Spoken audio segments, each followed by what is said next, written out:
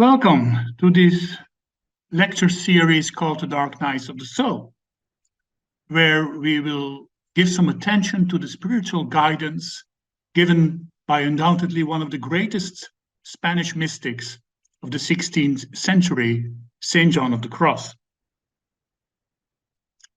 This first lecture, which will be the first part of a lecture series, is called The Teachings of Saint John of the Cross, Basic Principles. So we're going to discuss some foundations of Saint John of the Cross thinking before we go into more detail. So it may be good to give an overview of the whole lecture series. So for this lecture, we cover some basic principles on the teachings of Saint John, while the second and the third part of this series will be devoted to the active night of the senses and the passive night of the senses. The fourth part will give some attention to the dark night of the spirit. As these titles already show, the title, The Dark Nights of the Soul, for this whole lecture series, is intentionally defined as a plural. We're talking about nights of the soul, not simply a night of the soul. And the different parts of this lecture series show us that within the teachings of St. John, on the mystical path he describes, we will be confronted with several kinds of nights. And I think one of the major reasons why we have decided to give this lecture series is because the term the dark night of the soul, especially within circles of modern spirituality, has become more or less a concept that suffers from a form of inflation. What I mean by that is that term is casually used to denote any form of spiritual or even psychological crisis, maybe even a clinical depression or a general feeling of worldliness. And when you Google the term the dark night of the soul, you will find several definitions and approaches.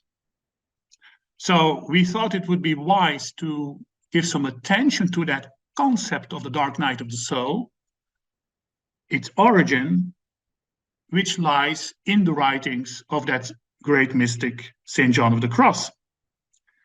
And one of the potentially for many people eye-opening insights when you explore the works of Saint John is that there is not simply one dark night of the soul. There are, in fact, several nights on the journey towards divine union.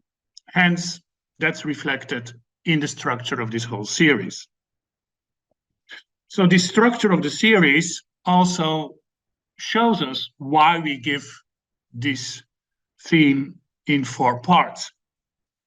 Because what we want to achieve is to explore the basic steps within the mystical journey to divine union as described by John. So we're trying to use St. John's writings as a form of guidance on that path. Now, he obviously speaks from a specific Christian Catholic tradition, and within that tradition, the spiritual path is described as a union with God or mystical union. And that journey towards union is usually divided in 3 major stages or ways. It all begins with a stage of purification, subsequently leading to a stage of illumination and ending in union or unification, sometimes also called perfection. This threefold division, here presented on the PowerPoint as a kind of a ladder, is very traditional, centuries old. You can already find that with the first church fathers and desert fathers, for example, in the writings of Evagrius Ponticus, and later on in mystics like Bernard of Clairvaux. And St. John obviously picks that up. That's the way how the spiritual path has been described within the Christian mystical tradition. And this threefold way will be a common thread throughout the whole series, obviously.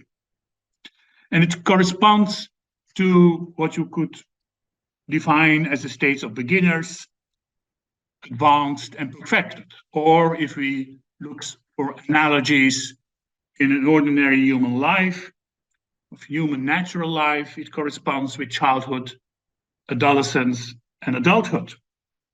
And just as the 3 ages of any ordinary human life, of natural life, are transitioned by a crisis, so also the progression in the spiritual or contemplative life is described within Christian mysticism by a series of crises. And in the writings of the great Spanish doctor, these critical turning points are called dark nights. It's not that this phenomenon was not described or known before John of the Cross formulated his teachings, but undoubtedly it's starting from his works on that we clearly see a more systematic description and explanation of these dark nights of the soul. Because according to John, the soul has to pass through 2 principal kinds of night. The first is the dark night of the senses, as it concerns the purification or the purgation of the sensual part or sensory part of the soul. So the second and the third part of our lecture series will be devoted in total to that dark night of the senses.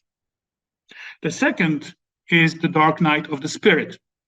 And just like the dark night of the senses represents a transition from purification to illumination, the dark night of the spirit represents a transition from illumination to divine union, or from spiritual proficiency and adolescence to adulthood. And the final part of this lecture series, we will give some attention to that dark night of the spirit. And what is typical for the dark night of the spirit is that there, hence the name, the spiritual part, not the sensory or sensual part of the soul, is more deeply purified in order that the soul may reach its complete union with God.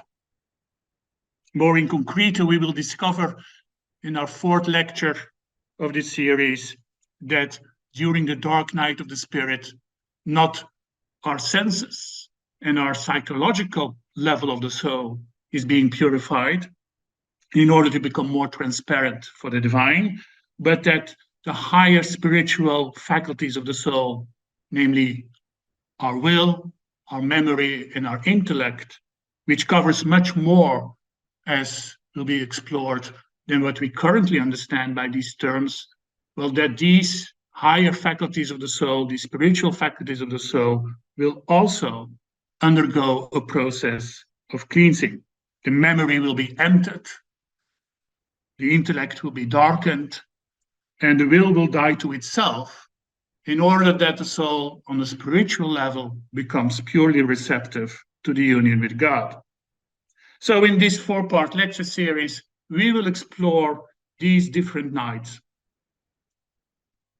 Now, the dark nights of the soul is not only plural because we can distinguish 2 levels of night, the level of the senses and the level of the spirit, but it's also plural because we will discover that each of these nights consists of a so-called active phase where the person has to be actively involved in the purification process, and a passive phase where at that moment the person has to let go of all personal efforts and has to undergo passively, receptively, the process that is done by God upon him or herself. So that gives more or less the structure of this series. And in each lecture, we will come back to that basic structure.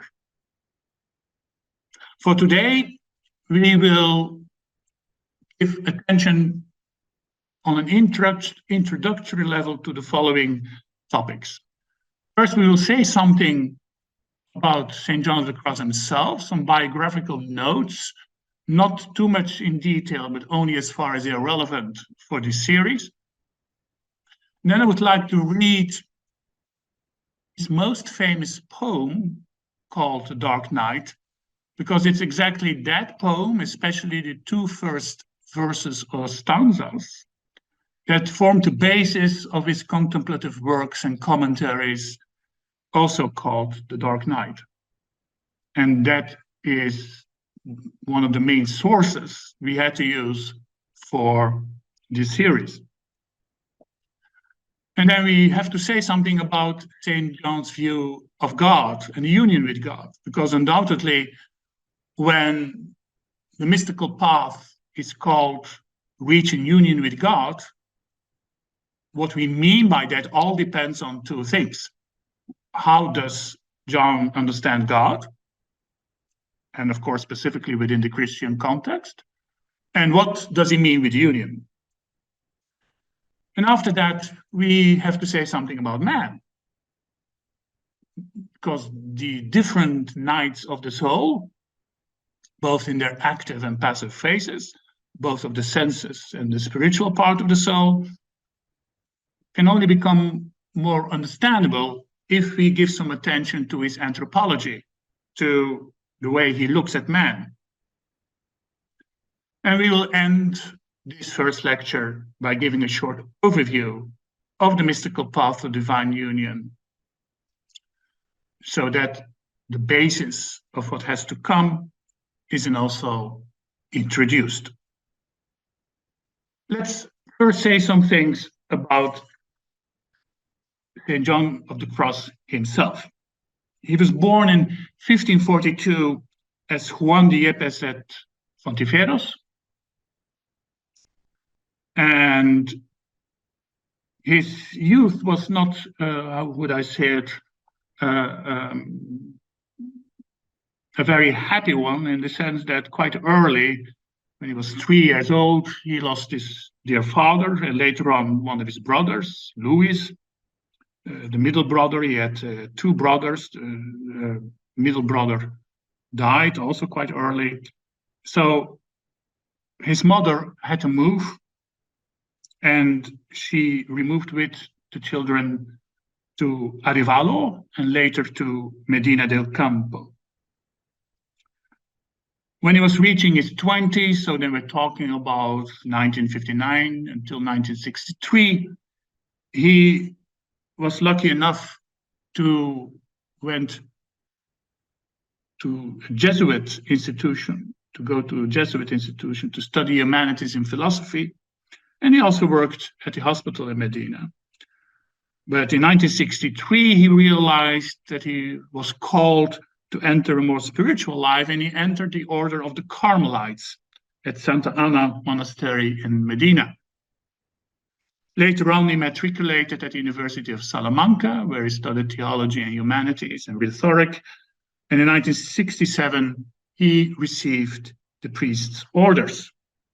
And it is in that period that he also experienced, he was still quite young, 25 years old, he also experienced his first spiritual crisis, in the sense that he was dissatisfied with the Carmelite order where he was a friar. And he contemplated to change the direction of his spiritual life by becoming a member of the Carthusian order, which was much more contemplative.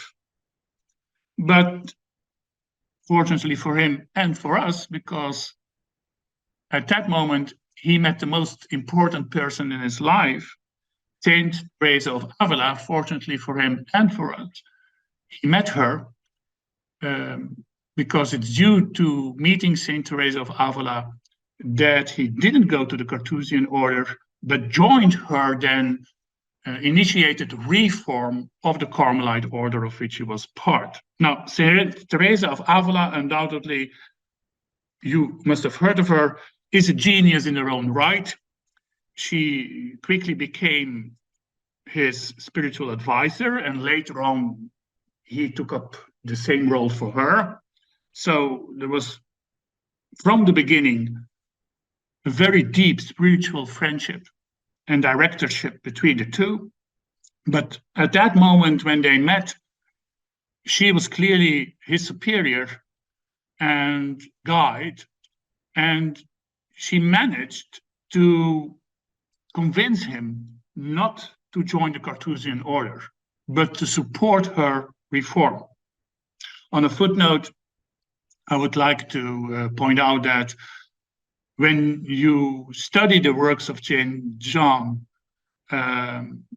it's very fruitful to compare them with the legacy of Saint Teresa of Avila. For example, her famous work, The Interior Castle, is a brilliant description of the path towards union of God, but in her own unique way.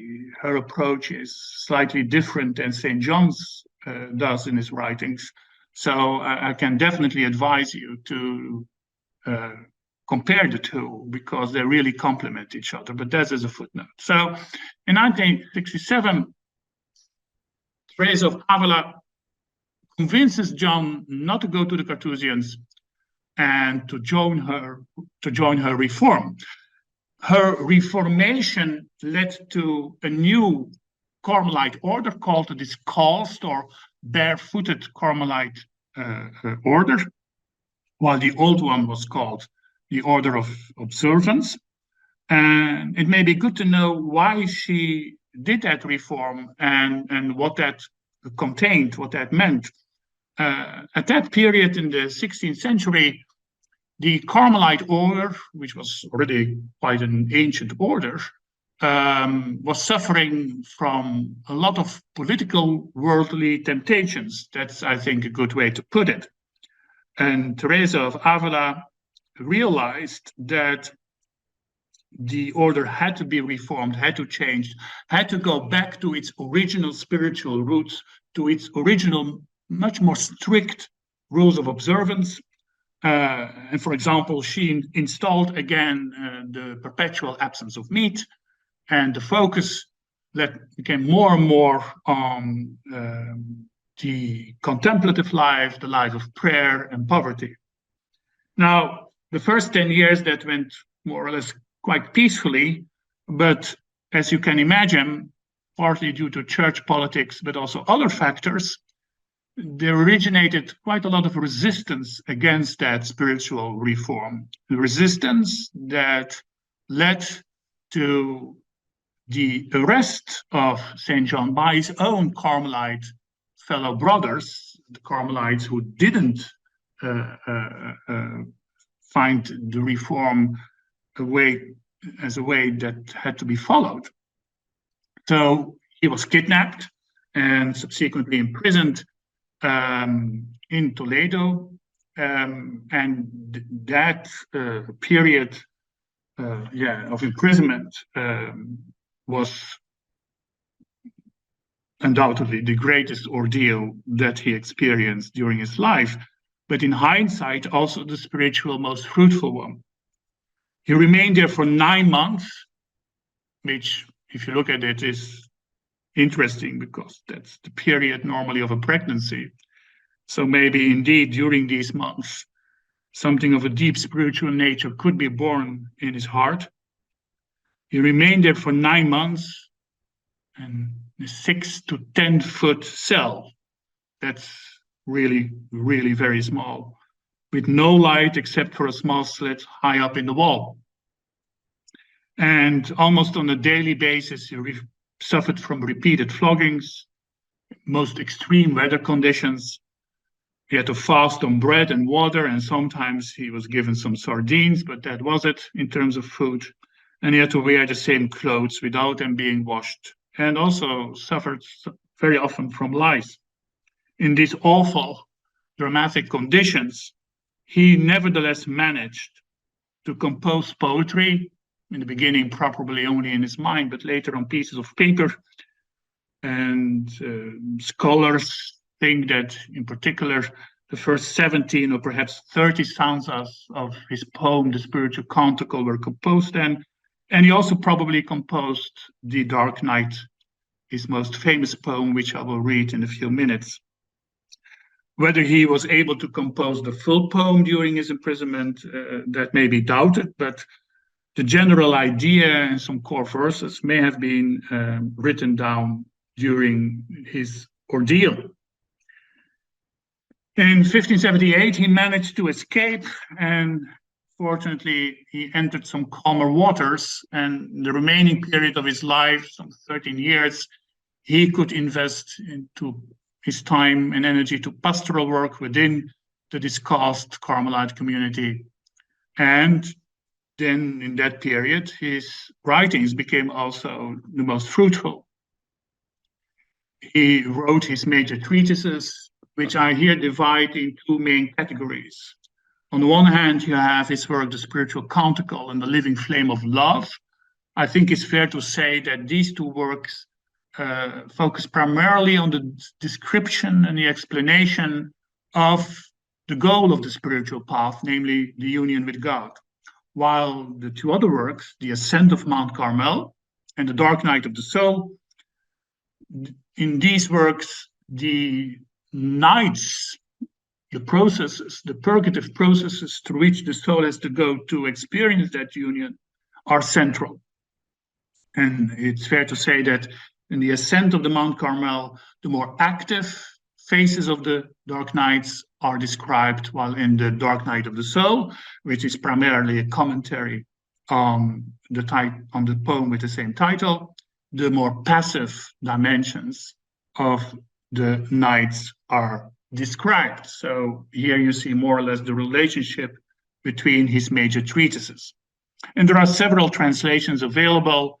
The one I personally like very much is the Collected Works of St. John of the Cross, as translated by Kavanaugh and Rodriguez. But there are other older ones available also on the internet.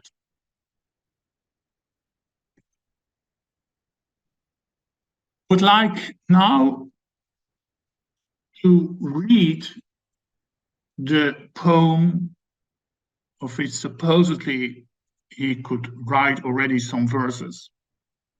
During his imprisonment, the poem The Dark Night, without giving any commentary. And the main purpose I will do that is simply to also show you that regardless of his mystical importance, of his importance as a doctor of the church, I hope the poem shows you also the greatness of his artistic writing, literary qualities. The poem in itself, even if you would never read his spiritual commentaries on it, which resulted in the work The Dark Night of the Soul, is of such an exquisite beauty and intimacy that I think even without any spiritual proclivities, the reader will appreciate the beauty of it. So how does that poem go?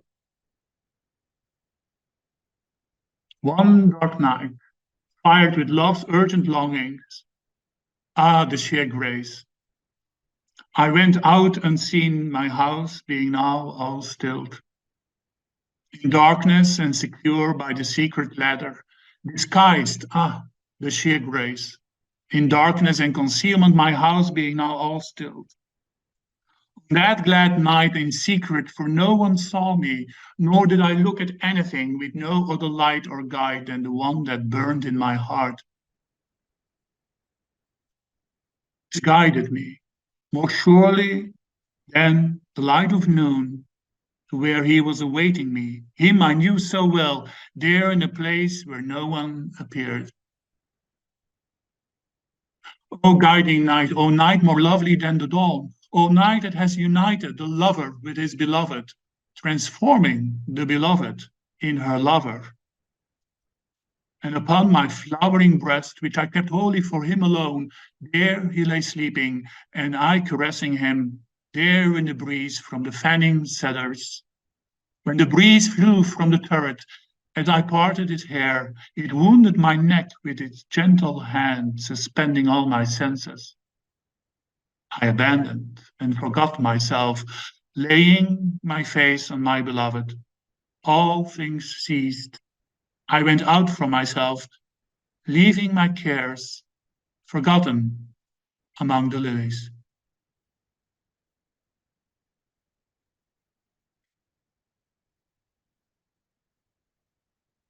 When you let these words sink in, you immediately see that the union he describes here with God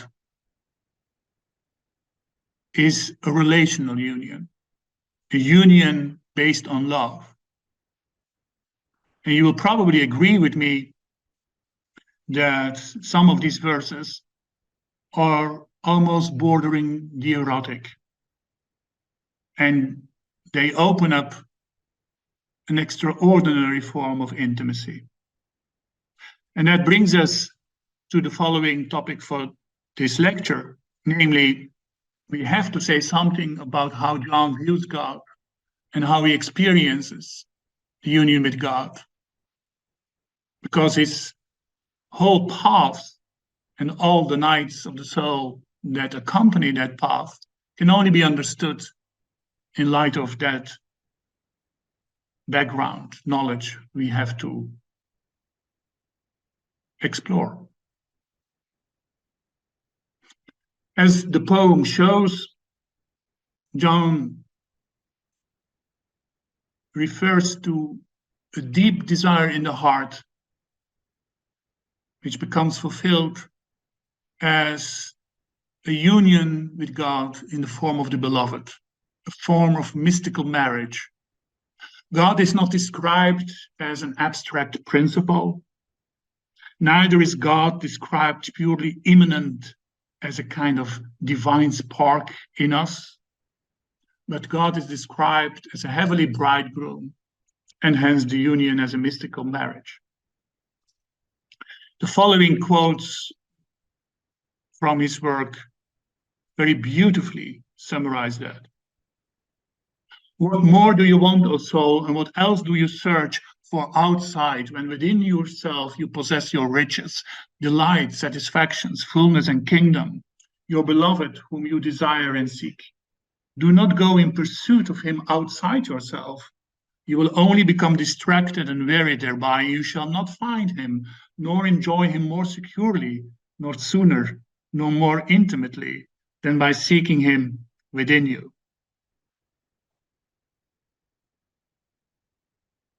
So, what kind of theology, I would say, or divine wisdom, maybe more accurately put, is behind these beautiful words? How does John look at God and the union with God? Well, we have to be very clear on the following, namely that any mystical path cannot be understood outside of the context in which it is given. We cannot understand the writings, let's say, of a mystic in Islam like Rumi or Ibn Arabi if we forget that these two Islamic mystics are part of an Islamic tradition. That makes sense. I hope that makes sense. We cannot understand mysticism by Ramanuja, one of the greatest Hindu mystics, if we don't get the tradition from which he speaks from. Well, that's evidently also the case for Christian mystics. We cannot understand Christian mystics if we isolate them from the Christian spiritual religious tradition to which they belong. And that's, of course, also true for St. John. So I would like to point out very clearly that any form of mysticism and also esotericism, which is not exactly the same, but they are related, that they do not exist in a vacuum. And I find it very important to point it out because we live in a day and age where it seems to be attractive for a lot of people to study and even practice forms of mysticism in a very isolated and potentially also very partial selective way. What I mean by that is that the modern seeker is very much attracted to the idea that we can follow a mystical path on our own, without any guidance. And with guidance, I don't only mean personal guidance, but primarily also the guidance which is offered by the historical tradition in which the mystic has flourished. So you see a lot of people studying, for example, Meister Eckhart or Jacob Böhme or St. John of the Cross, which is, of course, perfect. They are limitless sources of inspiration for one's spiritual life. But that only goes that far, or may even go in the wrong direction if we neglect where they are coming from.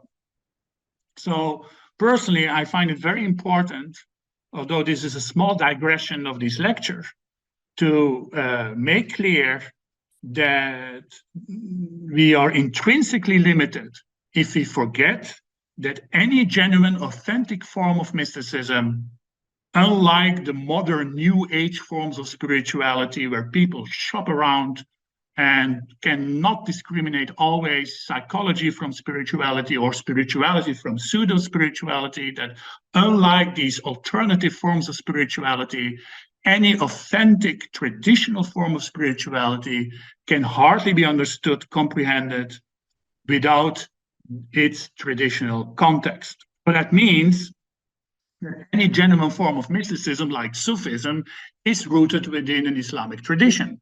That doesn't mean that there are no analogies between different mystical traditions. Of course, there are. If you read the writings of a mystic like Rumi, you will find some analogies with writings from St. John or Meister Eckhart. But analogies are clearly not identities. And it would not be fair to these mystics if we would all, to put it simply, throw them on one heap. So we have to situate John's writings within the exoteric framework of the religion to which he belongs and which is supported. Don't forget that he himself clearly says, there is nothing that I'm writing about that is in disagreement with the authority of the Christian tradition as it has been handed down through the centuries inside and outside the church. So, having said that, then clearly Christian mysticism that John portrays and exemplifies is by its nature monotheistic and Christ-centered. That may be quite self-evident, but the reason I want nonetheless stress that is that we should be careful to read into a mystic's writings, and in this case we're talking about John, but it could be anyone else, to read into their writings our own proclivities, our own interpretations, our own subjective likes and dislikes that may come from a different spiritual background. I think we should be very careful about that. To be very concrete, it simply doesn't make sense to interpret John's writings, for example, in the light of Advaita Vedanta, or even in the light of Buddhism or Hindu mysticism. Not that it would be unwise or unfruitful to compare Christian mystical paths with other religious traditions. But in order to have a fruitful comparison, you first have to understand and know what you're comparing. Now, I hope you agree with me that if we do not look with an open mind to the path towards divine union as described by John of the Cross, and we read into the things that we already know or think we know, either based on our own personal experience or because we may be knowledgeable of other traditions, then we don't give John the chance to speak to us, to convey the main message he wants to tell us. So, as is very often the case, in these matters, we first have to unlearn maybe before we can really learn something new. And I would not be surprised that the mysticism that John describes is for most of us quite new. So we have to give it a chance. And since the tradition from which he speaks from is a Christian one, then clearly what he means with God is something completely different than what Aristotle, as a Greek philosopher, thought about God, namely like a kind of abstract, unmoved mover, or what Spinoza would have thought of God as a kind of impersonal substance, or as the deity has been described, I just named, for example, in the secret doctrine of Madame Blavatsky in the first fundamental, as a kind of abstract absolute principle. These are not central in Christian mysticism, let alone in the one of St. John. For John, God is not simply an impersonal absolute, a philosophical principle, a metaphysical starting point from which the whole universe emanates. No, God is, in addition of being deeply unknowable, infinite, and omnipresent, beyond any personal categories, in addition, it has a very deep personal dimension to which the human soul can relate, as in a marital relationship, as it were. Hence, the divine union is described as a form of marriage. So, what that means is that John represents a vision of God which is quite universal, but obviously within a Christian framework. What we mean by that is that we can recognize in most spiritual traditions that there is indeed an absolute metaphysical ground behind reality and within reality, and we could call that the absolute, or the divine essence, the infinite, the uncreated. But what all traditions, and clearly also in Christianity, within their mystical level, try to convey is that the absolute is not simply only absolute. What do I mean by that?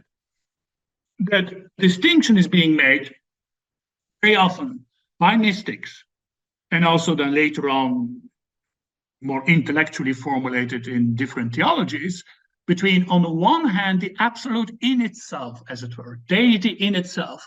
Someone like Meister Eckhart calls that deitas, the Godhead. You could call that indeed God as impersonal, although I would prefer to call that suprapersonal, beyond any personal qualifications. You cannot say it is this or that. You cannot say it's him or her. It's beyond any human descriptions. And hence, our seduction to call it impersonal, but I would say it's beyond any personal characteristics. But next to the deity in itself, you have the deity as revealing itself in creation, as creation, within creation, towards man in a very personal way. Then we no longer talk about deity or Godhead in the terms of a mystic like Meister Eckhart, but we talk about God as a person. The way God as a person shows himself, is, of course, from a comparative religious perspective, not limited to the God who speaks in the Bible.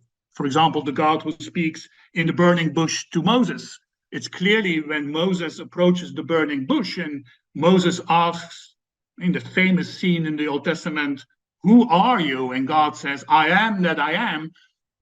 I hope you understand, an abstract absolute principle cannot speak and cannot say, "I am that I am." Only a person can say, "I am that I am." I would even say, the one who says, "I am that I am," is the only ultimate person that exists, hence God. Well, what I'm now saying is that that personal face of the Godhead, which we can call God, is obviously not restricted to that scene that Moses experiences or to any other experience with God as a person in the Bible. Any experience of God as a person within the different religious traditions is an authentic experience of God as a person. For example, what Arjuna experiences as depicted in the Bhagavad Gita, when he's being seen, when he's being shown the almost cosmic dimension of Krishna, that's very deeply personal. Krishna is not an abstraction. Krishna shows himself to Arjuna in a deeply personal way. So, to not get me wrong, when I say that within the Christian tradition, God has a personal face, and more particularly the face of Christ, and even more particularly, the way how Christ, the Word, the Logos, incarnated in Jesus, I'm not saying that that's the only way that God can show himself. That's obvious. God, in a personal way, also shows itself in the form of angels, for example, or gods, multiple gods.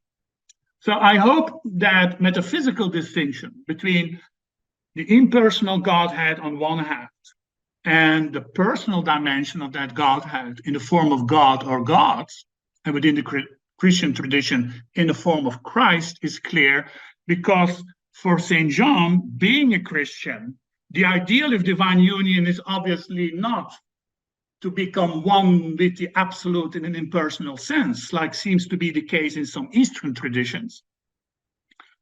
No, the idea of divine union is exactly to participate in a relationship with God as a person. Not because God as a person is a different God than the impersonal Godhead, but because God as a person is a deep, intimate revelation of that Godhead. So I hope that's more or less clear, because otherwise we don't get this specific form of mysticism that John represents. It's a kind of intermezzo. I would like to point out another misunderstanding, which seems to be quite prevalent in this modern age. There seems to be the idea that, and that's not completely, how would I say, far-fetched and ill-grounded, that we should get rid of the idea of God as a person. It's not a coincidence that in circles of modern spirituality, there seems to be almost a great distaste of thinking about God in personal terms, and hence also the preference to talk about God in impersonal terms. Just look at Star Wars. The term God is never used. It's may the Force be with you.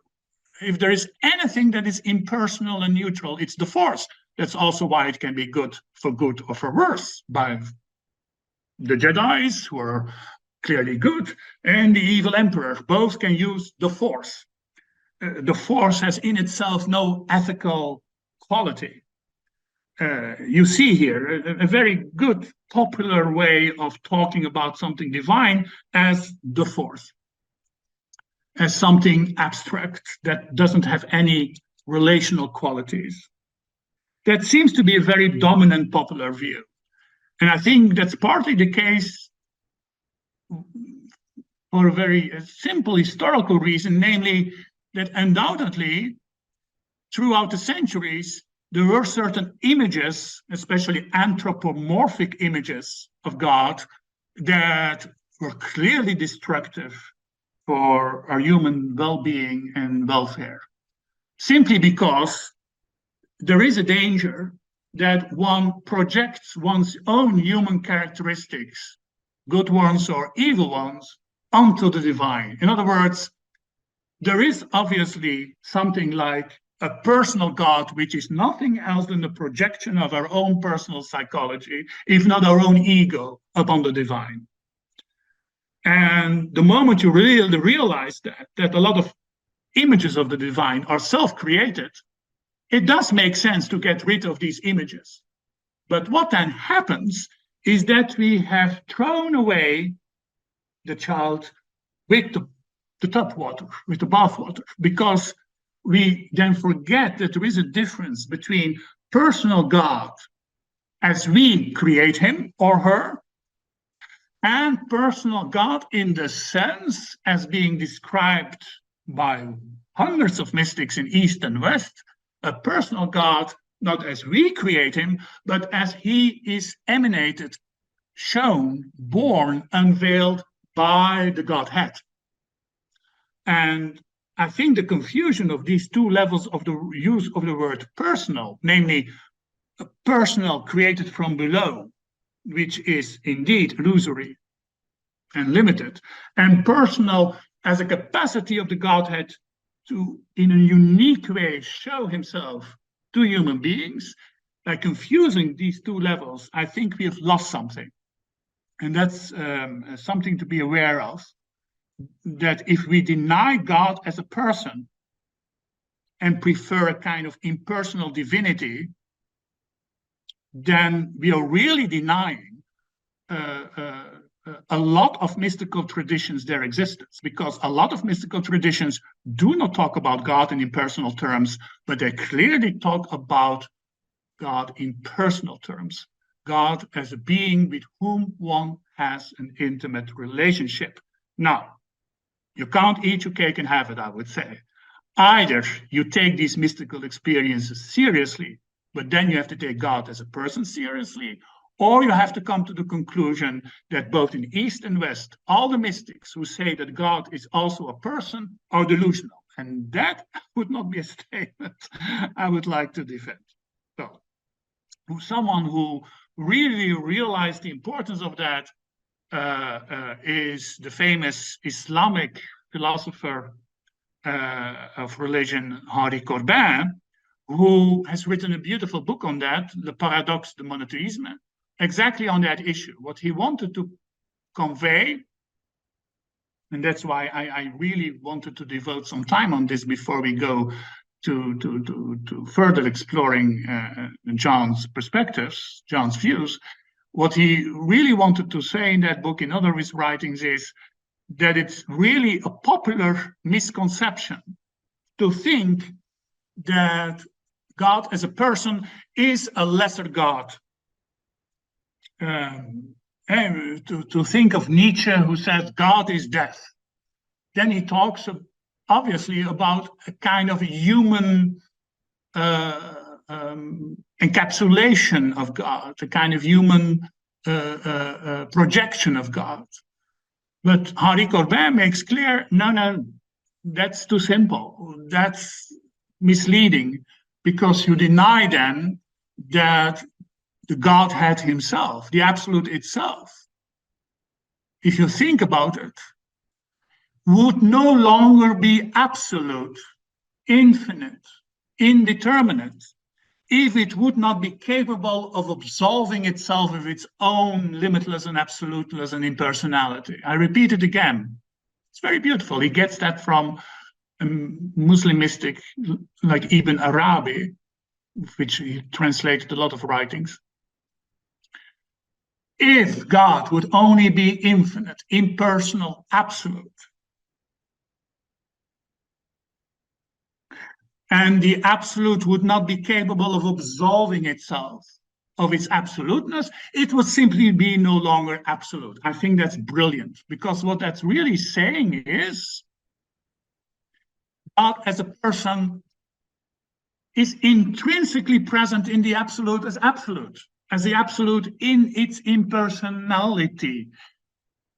The absolute would not be absolute if it would be limited to its own absoluteness. Do you see?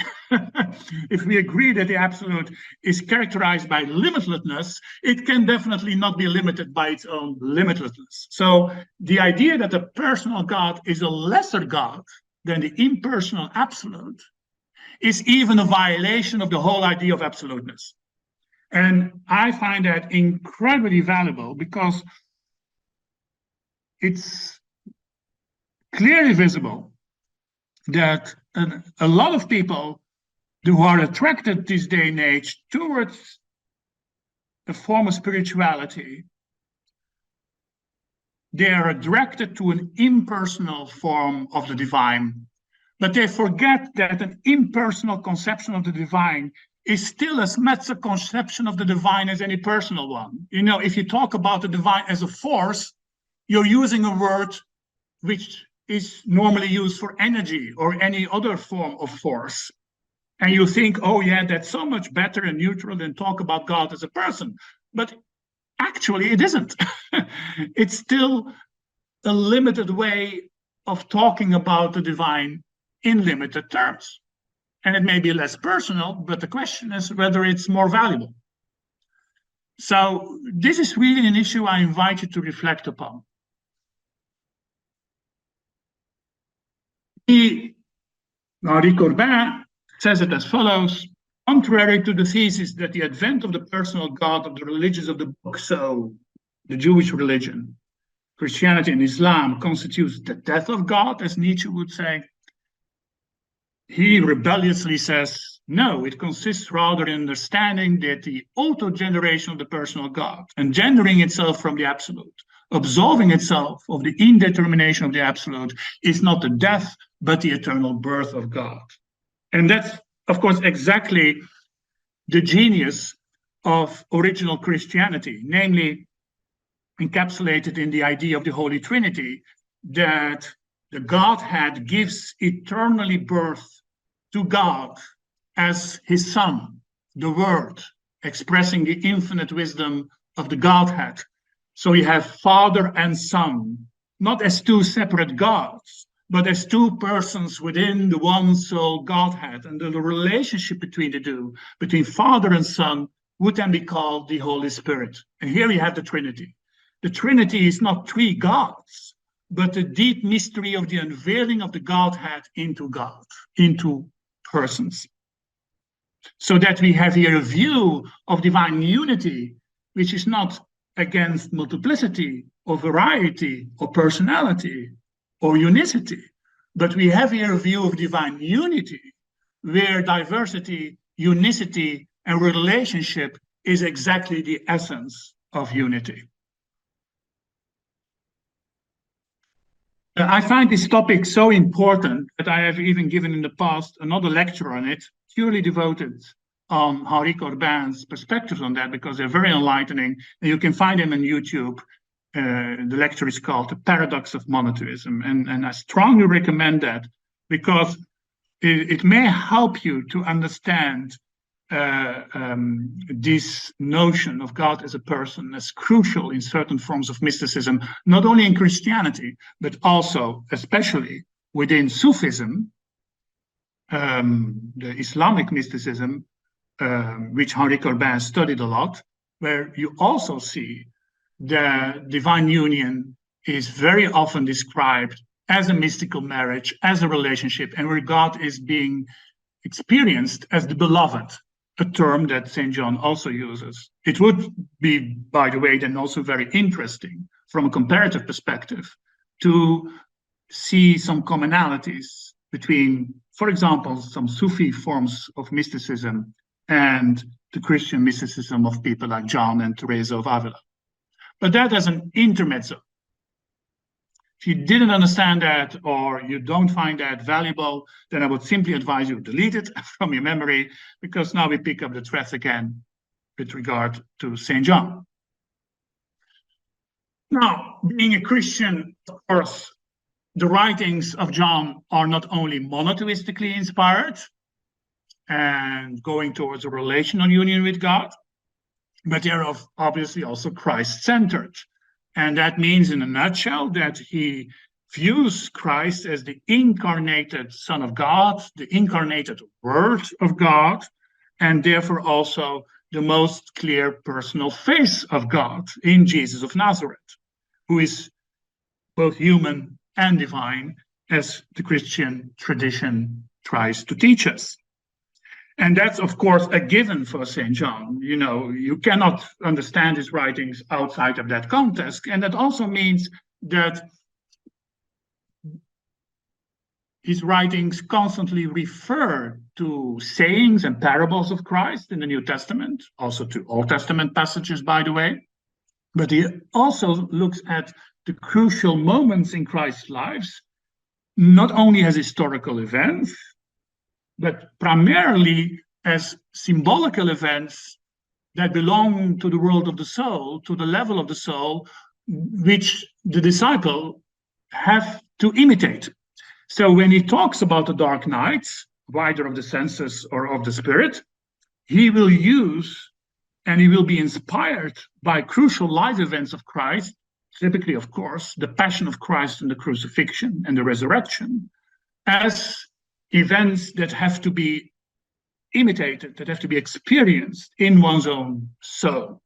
And without that Christ-centeredness of his message, you would simply not get the strong imagery and power of John's writings himself.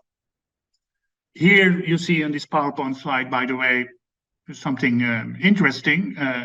On the left, you see the famous painting of Salvador Dali, called Christ of St. John of the Cross, and you immediately see what the source of inspiration was, namely a drawing that St. John made of Christ on the cross, which is quite original and unique from an artistic perspective also, because it's one of the first drawings where the image of Christ on the cross is depicted from above. And that's a theme that's been used also by Dali. That's maybe interesting. And on a side note, so back to the union, which is the goal of the spiritual path. I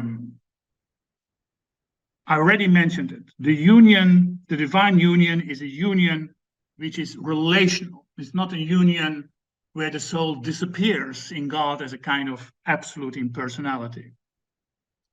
And to make that clear, John makes a distinction between what he calls an essential or substantial union, which is true for everything that exists, and an experiential union, which can only be the result of following the spiritual path he's depicting. Substantial union is crucial and is beautifully described as follows by him. He says, God dwells and is present substantially, you could also say essentially or ontologically, in every soul, even in that of the greatest sinner in the world. And this kind of union is ever wrought between God and all the creatures, for in it he is preserving their being. If union of this kind were to fail them, they would at once become annihilated and would cease to be. This is really crucial because it shows that the deepest essence of man is identical with the divine. That's a union for which, as it were, no one has to do anything. In that sense, it's grace, used in the sense that it's been given to us. It's not the result of our own efforts. It's not the result of specific experiences. It's simply a given that we would not be without the ground of being, which is the divine. We would not even be able to breathe if the breath was not given to us from moment to moment, as it were. So this is an existential or more essential union, which is even present, as he would put it, in the greatest sinner. That, of course, reflects the biblical image of Genesis, where it stated that man was created according to the image and the likeness of God. If our deepest essence is the image of God, then undoubtedly that image can never be destroyed. Unfortunately, there were forms of Christianity, and I believe more in Protestant circles than in Catholic circles, and definitely not in the Eastern Orthodox branches of Christianity. But I think especially in some Protestant evangelical circles, the idea that man is innately sinful and bad and evil is wrong and completely far removed from the original teachings of the Church Fathers, and also the teachings of the greatest mystics like Eckhart and here's John, because substantially we are so one with God that we are in our deepest essence divine. But, and now there comes a big caveat, that's an essential unity, which we can, of course, at moments experience, but that's not the unity John describes that the soul should look for in his living experience, in her living experience. That should be a relational unity. This reminds me a statement of the Hindu saint Ramakrishna, who says, I do not want to be sugar, I want to taste sugar. It's very funny, but you get the point. So when we speak about the experiential union, the union which transforms us into in a relational way to the likeness of God, so that we're not only the image of God in a deepest sense, become also the likeness of God, is formulated by him as follows. When we speak of the transformative union of the soul with God, we speak not of a substantial union which is continually being wrought, but of the union and transformation of the soul with God, which is not being wrought continually, as with the essential one, but only when there is produced that likeness that comes from love. So the knowledge of God that the soul experiences on the path is a knowledge by love. And a knowledge by love does not result in a knowledge by identity. It does not result in a knowledge where the soul becomes absorbed into the divine, like a drop becomes one with the ocean and then disappears. No, union on the basis of love reveals itself as a union where two parties become one without losing their identity. Otherwise, it would not be love.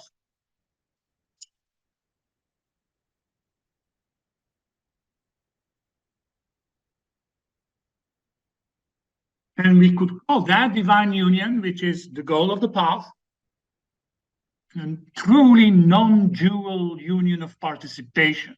With non-dual, truly non-dual, because that word has been abused and misunderstood a lot. I do not mean a kind of monism of undifferentiated unity, which I think what most people think when they hear the word non-dual. Then they think it's a kind of monism that refers to. And with non-dual, I mean that the unity is neither one, neither two, that reality is not A or B, it's neither, and above any form of duality. And that form of love is clearly the unity that John finds important. And this quote, which I'm going to give, I think really deserves to be cherished and looked into several times to really get its deep meaning. It says, when there is union of love, it is true to say that the beloved lives in the lover and the lover in the beloved. You see here, when there is union of love, not union by absorption, like a drop in the ocean, but when there is union of love, it is true to say that the beloved lives in the lover. So God lives in the lover as a personal reality, not as an impersonal spark or something like that, or energy, and the lover in the beloved. Do you see there is an interpenetration? It's not a union where they both disappear in each other. It's a union where they both become more each other, I would say. He continues, the reason is that in a union of love, each gives possession of self to the other, and each leaves and exchanges self for the other. Thus each one lives in the other and is the other, and both are one in the transformation of love. And the soul in that ultimate union seems to be God rather than the soul, and is indeed God, but now it comes by participation. So not by identity, not by absorption, but by participation. Although it is true that its natural being, though thus transformed, is as distinct from the being of God as it was before. And you can understand that this is a more dynamic, mysterious unity than as we envision unity with our ordinary mind. I think that's really a handicap. The way we usually think of unity is as the opposite of diversity or relationship. The way we usually think of unity, just like when we talk about the absolute, is really, really very often highly intellectual, highly rationalistic, and highly conceptual, and far removed from the living experience from which mystics speak about. And it seems to be sometimes so much more, how would I say it, attractive for some, or more intelligent to speak about unity as the complete disappearance of distinction, and to speak about God as the absolute.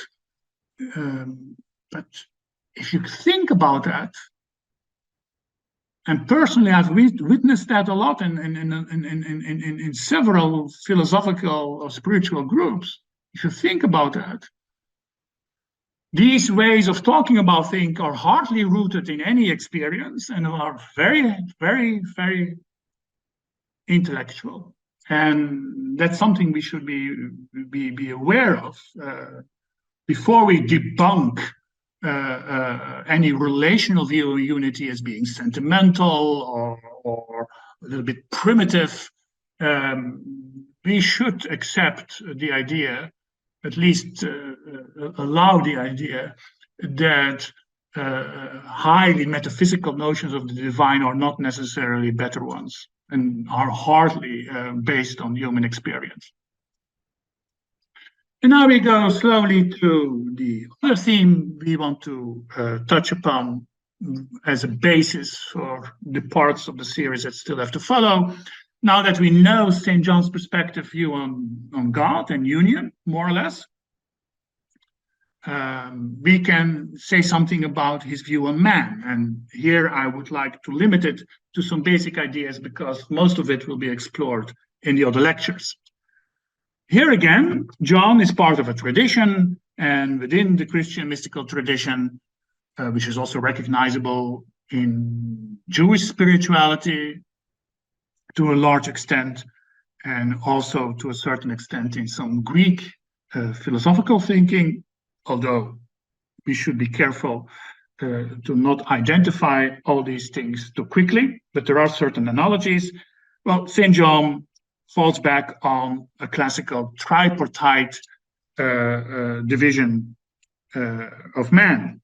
Man is a threefold being consisting of spirit, soul, and body. And with body is meant in his period of where he's living in the Middle Ages still, although the late Middle Ages, with body is meant the whole psychophysical unity of which we now would call the personality. And the soul is really the living experience, the awareness that links the deepest divine part of man called the spirit and the outer man, the personality and the body on the other hand. And then you see that the soul has two parts, being in the middle, namely a part that is connected with the senses and the body and everything the personality is interested in his daily life and daily concerns and fears and desires. And another part of the soul, which is connected to the spirit, which you could not only call the highest part of the soul, but maybe also better, the deepest part of the soul. Symbolically, highest also means deepest. And on these two levels, sensory or sensual, or you could also say psychological level, and on the spiritual level, these two levels, the purgation, the cleansing process, the transformation process called the dark nights have to take place. So you would have a dark night of the soul on the level of the sensual part of the soul, that's then the dark night of the senses, and a dark night of the soul on the spiritual part, which, as we already referred to, is then called the dark night of the spirit. Quote, for a soul to attain to the state of perfection, it has ordinarily first to pass to two principal kinds of night, which spiritual persons call purgations or purification of the soul. And here we call them nights. For in both of them, the soul journeys, as it were by night, in darkness. The first night of purgation refers to the sensual part of the soul, and the second is of the spiritual part. The first night pertains to beginners, occurring at the time when God begins to bring them into the state of contemplation. And the second night of purification pertains to those who are already proficient, occurring at a time when God desires to bring them to the state of union with God. And this latter night is a more obscure and dark and terrible purgation. So here you see what I already referred to in the beginning, the first night of the senses, belonging to the beginners or to spiritual childhood, is the transition phase that will lead us from purification to the state of illumination or contemplation, while the second night represents the transition stage from the phase of illumination or contemplation to divine union. And as he points out that's a more obscure, dark, and terrible purgation because it's much deeper. It's involving the spiritual dimension of our being, not so much the psychological dimension of our being. So if we connect the dots here, we could say that the division of man in personality, soul, and spirit reflects the three stages of the path: beginners, advanced, and perfected. And between these stages, we have then the mentioned nights. So we have dark nights of the senses, as mentioned, between beginners and advanced. And we have the dark nights of the spirit between the advanced and the perfected. Now, an important remark here, when we talk about this whole trajectory, this whole journey with its different phases, and especially when we use the image of a ladder or a staircase, although that image in itself is correct because there is a kind of sequence to be followed, it's also very misleading for several reasons, and this will also be made clear in the other lectures. But what I already want to point out, one of the major reasons why it's misleading is that it neglects that picture, that some of these nights may already announce themselves, show themselves in the experience of the disciple, although his state of being is still, for instance, at the beginner stage. At the beginner stage, one may already sense periods of higher phases. These are only flashes, as it were, or echoes of things that still have to be experienced. So we should never confuse these experiences with states of being. But it's worthwhile to know that already in beginning stages, one may be transparent at moments for states of being that belong to higher stages, but also the other way around. The image of the staircase could be misleading also in the following way, namely that we think that we are on a path upwards, which could also be seen as a path more inwards or even downwards, that we're on that path, and that when we have passed certain stages, that they are then gone outside of our being, that they have been surpassed, transcended. That would be a very dangerous view to embrace, because what is really meant is that the earlier stages belonging to the stage of beginners, which includes, amongst others, the dark nights of the senses, remains the foundation for the subsequent stages. So in that sense, nothing is left out. We build on the past, and we can already experience some things that belong to the future. Another reason why the image of a staircase is limited is because certain nights may happen at the same time. And that may be difficult to understand, but you may intuit that the processes that happen on the spiritual part of the soul are really processes that happen outside of our chronological sense of time, our linear sense of time. So when the purification is happening on a psychological level, it could lead to some openings of a purification that is already happening on a deeper level, and of which we have some traces in our experiences. So this explains why spiritual guidance is so important, in order that we do not mislead ourselves where we are. It's not because we sometimes have very high spiritual experiences or heredities, periods of dryness, that we can say, oh, I'm now at the high form of the dark night of the spirit. No, it could mean that we are still at the beginner stage, but that something of that higher level pierces through, as it were, either positively or in our limited psychological experience negatively, as a period of dryness. That will be clarified definitely more clear later on in this series. But it's good to remind ourselves of that things are not always that linear. Okay. Now, why do we need these dark nights, which we now know they are plural? There is not just one dark night of the soul. Well, as John himself says, the soul must first be set in emptiness and purged of every natural support, consolation, apprehension, earthly and heavenly. Thus empty, it is truly poor in spirit and stripped of the old self, and thereby able to live that new and blessed life, which is a state of union with God, attained by means of this night. So it's interesting how he puts it. The soul must first be set in emptiness.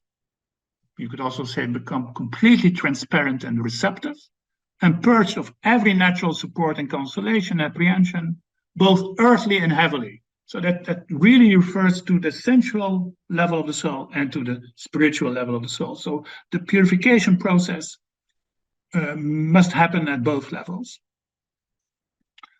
And why is that needed? Well, because the journey to divine union, to become again the likeness of God, is hindered by false loves, illusions, and inordinate attachments.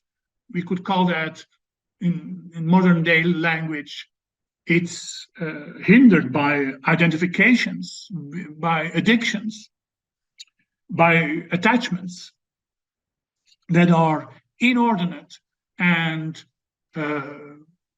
make us unaware of our true human vocation. John repeatedly refers to the statement that in the end, a human being becomes like what he loves. We become like what we love. It's stated by Jesus in the Gospel of Matthew, where your treasure is, there your heart will be also. Now, evidently, if our heart is constantly glued to identifications of all the things we get through our senses, our desires, everything that is worldly, then there is hardly any space, we are hardly any vessel, so to speak, where the divine may be born in our own heart and where the mystical marriage may be enacted. Not that there is anything wrong with the world as such, let alone with nature, which is a creation of God, but there is definitely something wrong with a constant obsession, identification with worldly desires that more or less deform the soul. And that deformation, making the soul incapable of receiving God and marrying with God, that deformation calls for a reformation and a transformation. And for that, we need the processes that John calls dark nights. Our attachments need to be purified, and that's very often felt as painful as the absence of light and consolation, hence a dark night. So that our house of the soul, is put in right order, in good shape.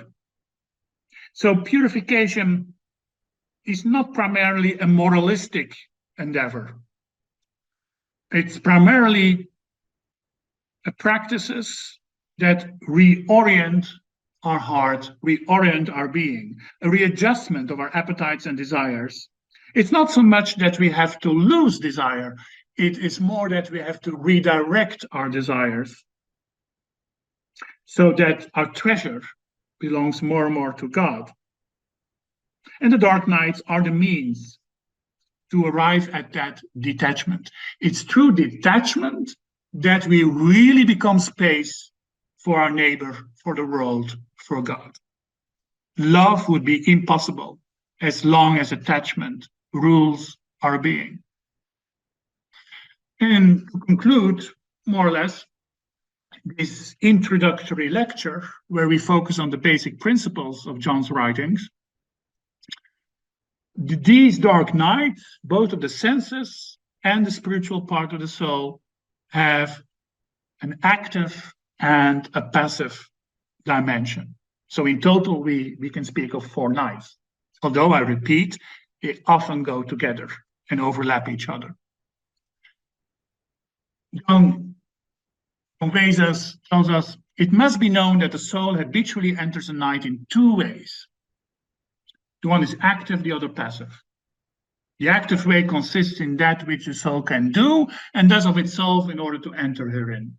So any active night, both to the soul and the spirit, requires our personal effort. So that night is characterized by spiritual disciplines like prayer, meditation, study, works of charity, almsgiving.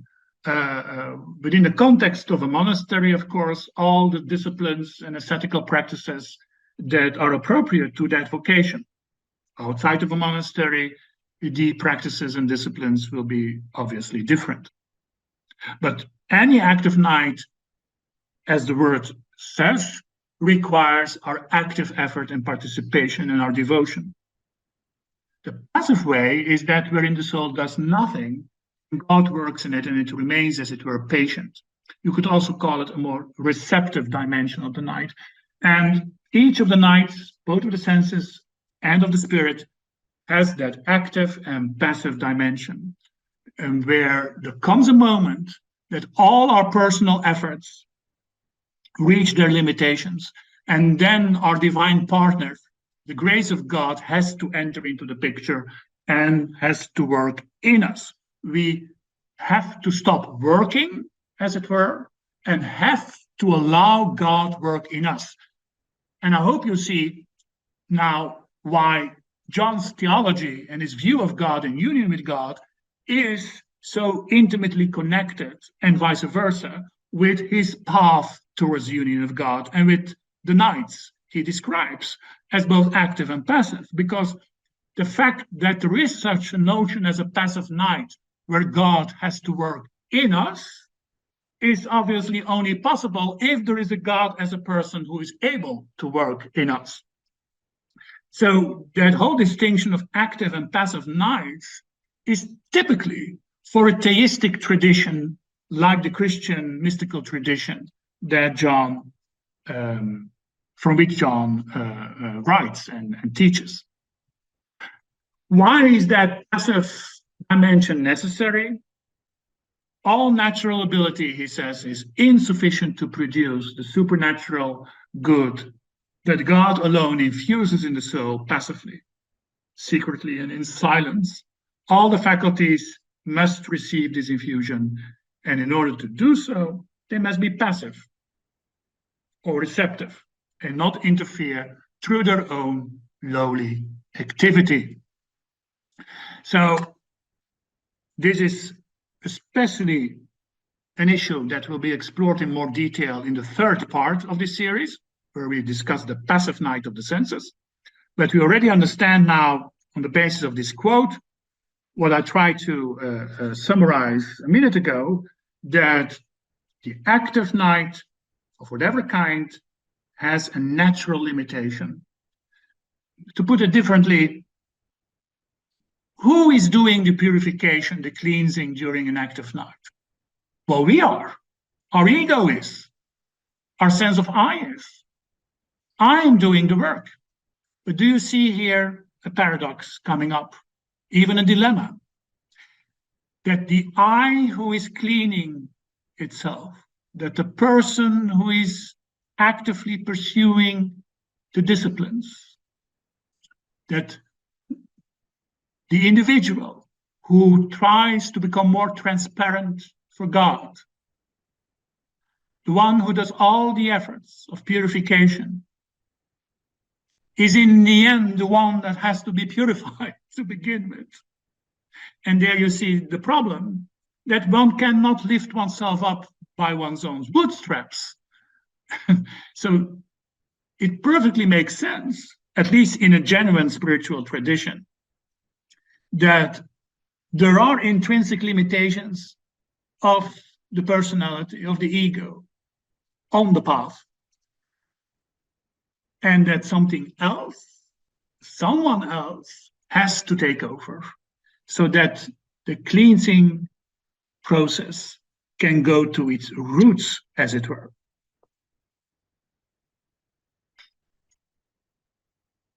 With that, I would like more or less to conclude this first lecture. And I would like to do that as a kind of teaser for what is to follow by a few sentences that John devotes in his commentary on the first stanza or verse of his poem, The Dark Night, because his spiritual writings are, for a large extent, his commentaries on his own poems. And the first stanza of the poem, The Dark Night, forms the basis both for describing the active and the passive night of the senses, just like the second stanza of the poem forms the basis of describing the passive night of the spirit. And I would like to conclude simply by reading, and thereby hopefully showing also the genius of John, his commentary on the first stanza of his poem. One dark night, fired with love's urgent longings, the sheer grace, I went out unseen, my house being now all still. Briefly then, John says, soul means by this stanza that it went forth, being led by God for love of him alone, unkindled in love of him upon a dark night, which is the privation and the purgation of all its sensual desires, with respect to all outward things of the world, and to those which were delectable to its flesh, and likewise with respect to the desires of its will. This all comes to pass in this purgation of the senses, for which cause the soul says that it went forth while its house was still at rest, which house is its sensual part, the desires being at rest and asleep in it, as it is to them. For there is no going forth from the pains and afflictions of the secret places of the desires, until these be mortified and put to sleep. This, the soul says, was a happy chance or sheer grace for it, namely, its going forth without being observed, that is, without any desires of its flesh or any other thing being able to hinder it. And likewise, because it went out by night, which signifies the privation of all these things wrought in it by God, which privation was night for it. And it was a happy chance that God should lead it into this night, from which there came to it so much good. For of itself, the soul would not have succeeded in entering therein, because no man of himself can succeed in voiding himself of all that belongs in order to come to God. With that, I would like to conclude this first part of this series. And hopefully I'll see you again for the second lecture, which will be devoted on the active night of the senses. Thank you.